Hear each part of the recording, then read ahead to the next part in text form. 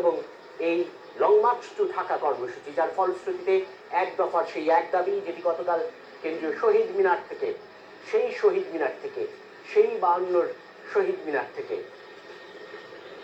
সেই শহীদ মিনার, যে শহীদ মিনার মূলত ছাত্রদের স্মৃতির জন্যই, আসলে সেই ভাষা আন্দোলনের উৎসর্গ যারা করেছিলেন প্রাণ, তাদের স্মৃতির জন্যই আসলে সেই প্রেরণাই যেন নতুন করে গতকাল শহীদ মিনারে লাখো জনতার অংশগ্রহণের মধ্য দিয়ে উচ্চারিত হয়েছিল এক দফা এক দাবি, এবং যেটি আসলে গত কয়েকদিন থেকে উচ্চারিত হচ্ছিল। এবং সেই এক দফা দাবির পরিপ্রেক্ষিতে এই লং মার্চ টু ঢাকা, সারা দেশের মানুষের প্রতি সর্বাত্মক অংশগ্রহণের আহ্বান এবং শেখ হাসিনার পতন ও ফ্যাসিবাদী ব্যবস্থার বিলোপ দাবি, এবং তার যেন এক বাস্তব প্রতিফলন এই মুহূর্তে আমরা পর্দায় দেখতে পাচ্ছি। আপনারা নিশ্চয়ই দেখতে পাচ্ছেন প্রত্যেকে।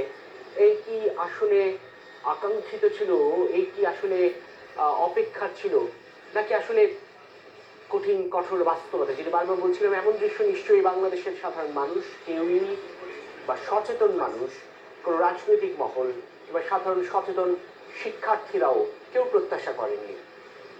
একেবারে অপ্রত্যাশিত, এবং অপ্রত্যাশিত এই অর্থে যে এইরকম চিত্র বাংলাদেশের, স্বাধীন বাংলাদেশে দেখতে হবে, এমনটি বোধহয় কেউ আশা করেননি। এতটা বোধহয় রূঢ়, এতটা বোধহয় বাংলাদেশের মানুষ কিংবা এই বাংলার মানুষ আসলে এতটা কঠিন কঠোর নয়। কিন্তু সময়, কিন্তু দিন, ঘটনার পরিক্রমা সেই পথে ঠেলে দিয়েছে, সেই দিকে এগিয়ে নিয়ে গিয়েছে, এবং এক কঠিন কঠোর বাস্তবতার মুখোমুখি বাংলাদেশ দেখতে হচ্ছে।